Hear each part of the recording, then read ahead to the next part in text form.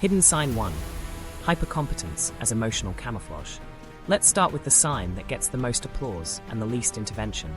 Hyper-competence. If your answer to stress is do more, do it better, do it now, this might be your shadow's favorite move.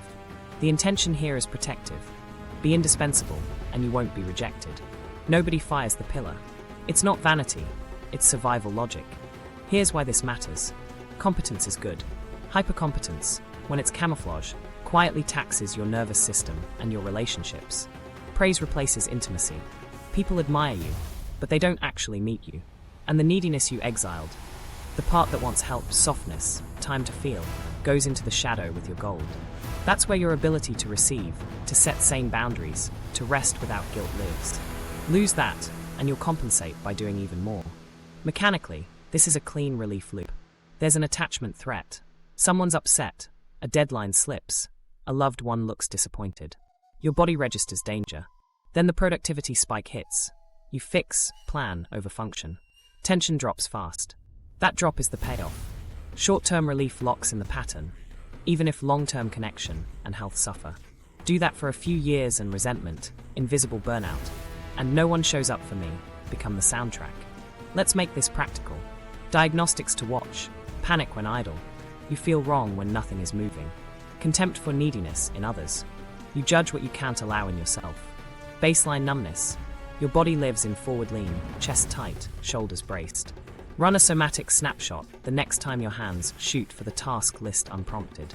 5 words or less. For a lot of folks in this pattern, it's chest tight, forward lean, breath shallow. That's your boot up screen. Now the belief break. Most people think this is a discipline problem. If I just optimize more, I'll finally rest. The thing most people miss is that discipline isn't the issue, ungrieved. Needs are. Hypercompetence protects you from being seen as needy. The hidden win is, I never have to risk asking. As long as this win stays hidden, your nervous system will veto rest. Why?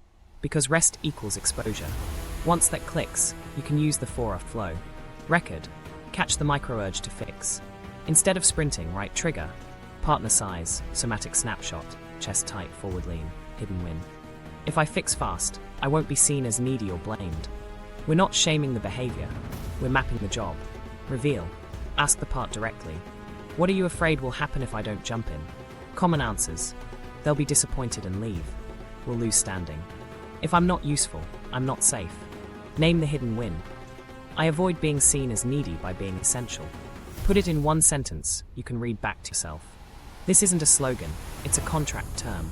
Reconcile. Draft an internal treaty with this protector. 3 lines spoken out loud or written. You've kept me safe by overfunctioning and earning belonging. Thank you. Your new role is advisor, not driver. You flag real risks, I decide actions. We'll test 2 small rungs this week that let us keep safety while sharing the load. If you remember nothing else, remember to thank the part first. If you skip validation, the protector treats you like a hostile takeover and digs in. Rewire. This is the rep that changes the myelin. We use graded 10-minute uselessness. Literally schedule it. 10 minutes in your day where you don't produce, don't fix, don't plan. Sit on the floor, hold a warm mug, stare out a window. Keep your phone away. The goal isn't bliss, it's tolerating the urge to move without obeying it. Set a timer.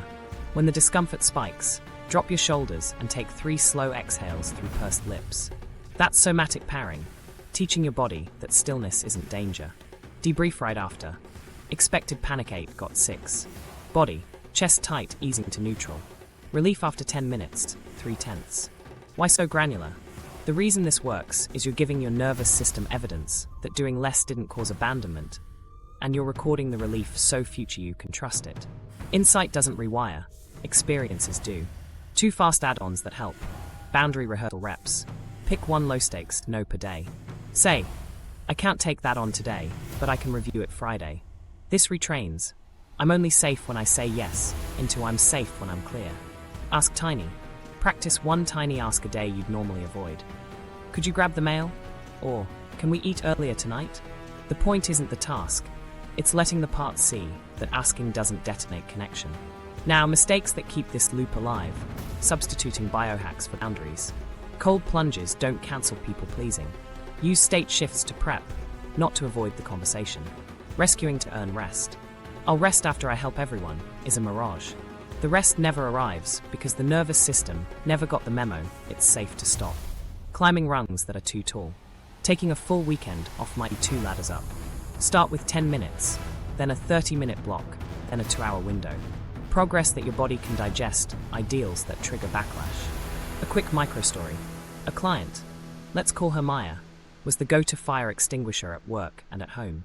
She logged her somatic snapshot as forward lean, jaw lock, every time a Slack ping hit. Her hidden win. If I'm first to fix, I'm too useful to blame. We drafted a treaty.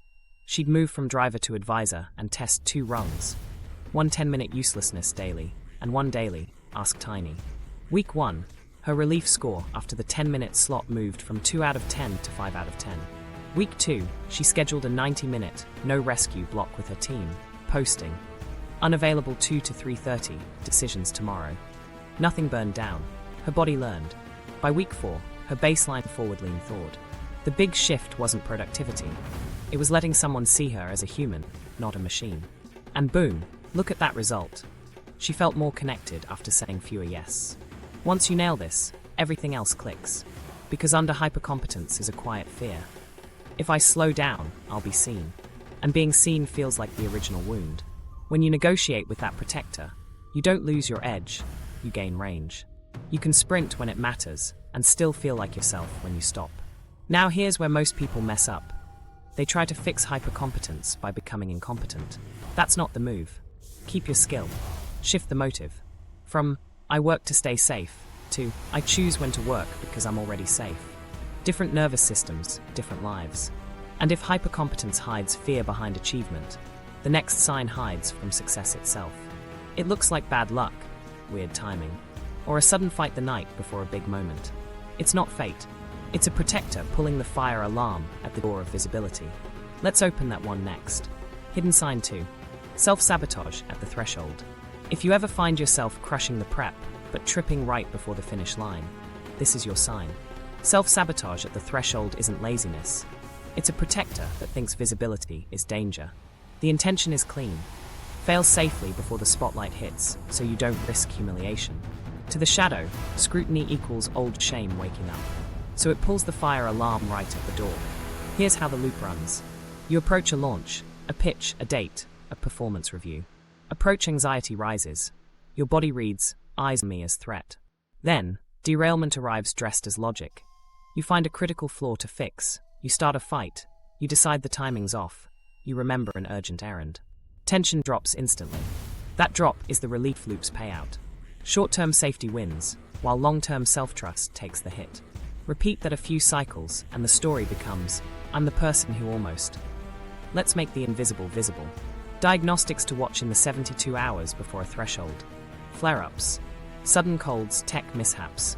Scheduling drama that only happens near big moments. Perfecting spirals. You can't stop tweaking small things while the deadline slides. Proximity fights. Arguments with a partner or team member the night before visibility. Somatic snapshot. For many, it's throat clamp and heat, like your voice is trying to shrink. Others feel a solar plexus drop or scalp tingling. Label it in 5 words or less. That's your boot-up screen. Now the belief break. We say, I'm scared of failing. But the thing most people miss is that failure is private, being known as public. The protector's hidden win isn't avoiding failure, it's avoiding judgment. If I never fully launch, you can't truly evaluate me. I stay in control of the story. Once you name that, you can stop punching yourself for weak willpower and start negotiating with the right part. Let's run the 4 flow. Record. In the run-up to the threshold, catch the first cue. Right, trigger. Calendar reminder. Go live in 24H. Somatic snapshot. Throat clamp heat. Hidden win. If I delay, I avoid judgment. That's not a confession, it's a job description. Reveal. Talk to the part. What are you afraid will happen if we're seen? Common answers. They'll find the flaw and I'll be exposed. We'll lose belonging. If I'm praised, the pressure will double and I'll drop it later. Read that again. Even praise can feel dangerous because it raises stakes. Name the hidden win clearly. Staying almost finished keeps me safe from exposure. Reconcile. Draft the internal treaty for graded visibility. You've protected me from humiliation by keeping me hidden at last minute. Thank you. New role. You flag real risks, I run graded rungs. We'll test tiny visibility today and debrief immediately. 2 treaty conditions that help. 1. Pre-commit to a maximum of 1 revision pass. 2. Schedule a 60-second debrief to give the protector proof of safety. Treaties without timings turn into vibes. Vibes collapse under stress. Rewire. This is where we do the 2% launch. Instead of a full expose yourself moment, share a micro version to a smaller audience. Examples. Post a 30-second teaser instead of a full video to a list of 10, not 1,000. Soft open the sales page to 3 warm contacts with beta language and a clear ask for 1 sentence of feedback. Share your project update in a Slack thread, not in the all hands, with a defined scope. 1 blocker, 1 next step. Why this works?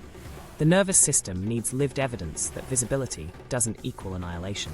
2% is enough to light up the circuit without frying it. Then debrief. Expectation versus reality.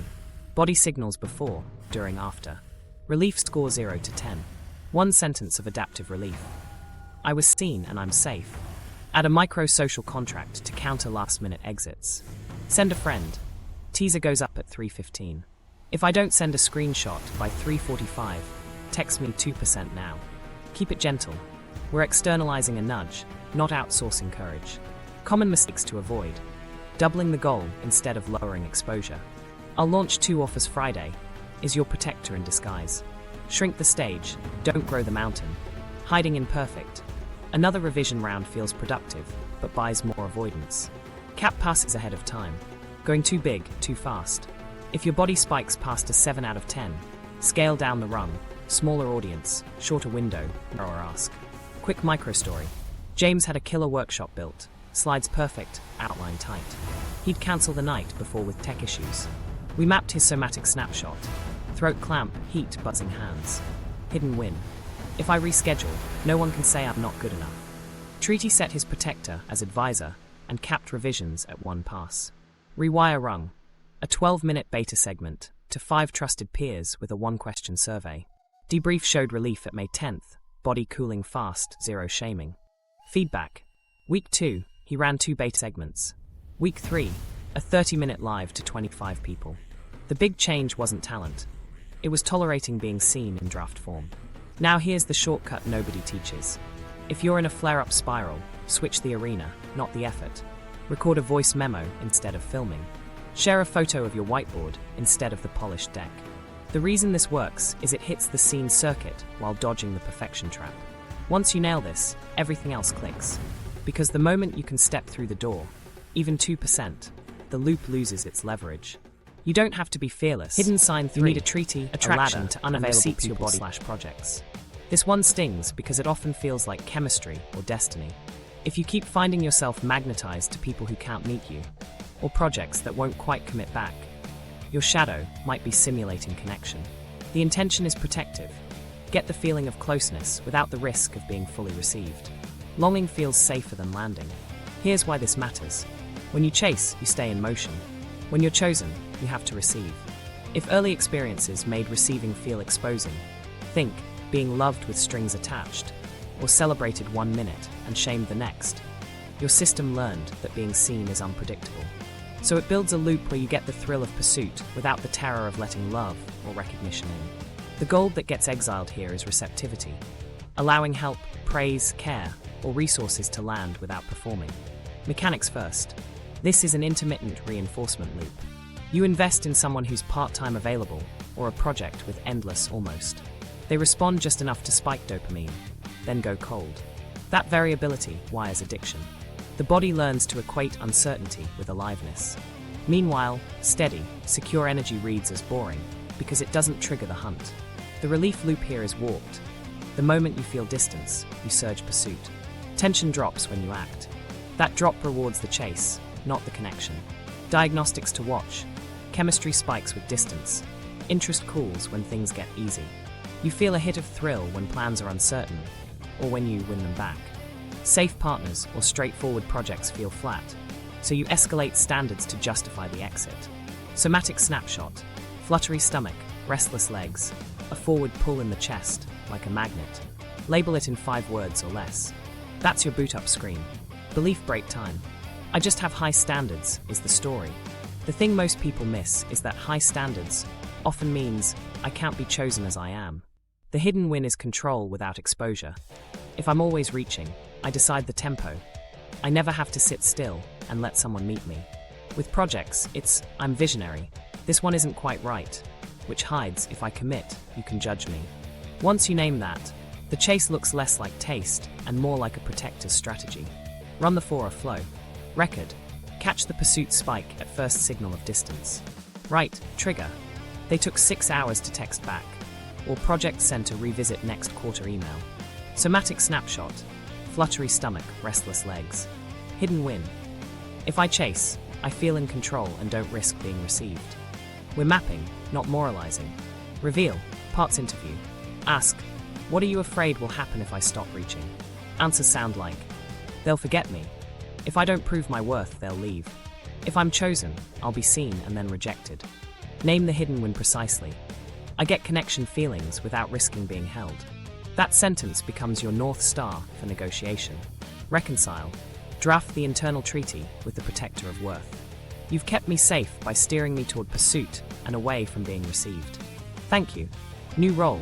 You flag real mismatch. I'll test receiving in tiny rungs.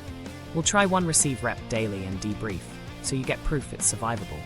2 treaty clauses help. 1. Agree on a cap for outreach attempts before pausing. 2. Define a secure check question. If this were safe and boring, how would it look? Protectors relax when the rules are clear. Rewire. We run 2 exposures. Receive practice and secure boredom representatives receive practice is micro-receiving on purpose. Examples. When someone offers help, say, yes, thank you, and stop talking. Notice your body. 3 slow exhales. Debrief the relief score. When you get praise, reply, I appreciate you saying that, without minimizing. Track the somatic wave. Heat in face, chest lift, urge to deflect, and ride it for 10 seconds. Let someone plan the date or meeting agenda. Your rung is to not edit it. Afterwards, debrief. Did safety actually drop, or did novelty just feel odd? Secure boredom reps retrain your system to read steadiness as safe, not dead. Set a 5-minute timer while sitting with a secure partner or working on a straightforward task. No spikes, no tests, no pushing. When boredom rises, label it boredom equals safety under your breath. Then add 1 minute per day. The point isn't entertainment. It's letting your nervous system remap, steady as alive enough. Project version. If you chase shiny ideas that never land, set a commitment ladder. Rung 1. 30 minutes on a clear, unsexy next action for your current project before browsing new ones. Rung 2. Share a weekly checkpoint to a small group. No flair, just facts. Debrief relief after each rung. You're teaching your system that follow-through produces a calm relief that's richer than the chase spike. Common mistakes. Labeling secure as no spark and ejecting without data. Run 3 secure boredom reps before deciding. Rescuing avoidance to feel needed. If your value comes from fixing, you'll pick problems, not partners. Making giant receiving leaps. Don't jump from texting to moving in. Scale rungs so the body says stretch, not threat. Micro-story. Lena only dated creatives who traveled half the year. Magic when together, ghostly when apart. Snapshot. Fluttery stomach, chest pull. Hidden win. If I'm chasing, I'm worthy. If I'm chosen, I'm exposed. Treaty set her protector to advisor and capped outreach to 1 ping, then pause. Receive practice. Accept small help daily. Praise without deflecting. Secure boredom reps. 5-minute couch sits with her securely available friend, adding a minute per day. Week 2, she reported boredom morphing into warmth at minute 6. Week 4, she stayed with a kind, consistent date through 3 quiet dinners. Chemistry built slowly, not through spikes, but through safety. The old loop didn't vanish, it lost its leverage. Here's the shortcut nobody teaches. If you feel the magnet pull, don't sprint toward or away. Turn it into data. Label the snapshot, name the hidden win, run 1 receive rep. When you can let connection land in small doses, longing stops being the only way you feel alive. And that's when you can choose people and projects that choose you back. Hidden sign 4, endless preparation, delayed embodiment.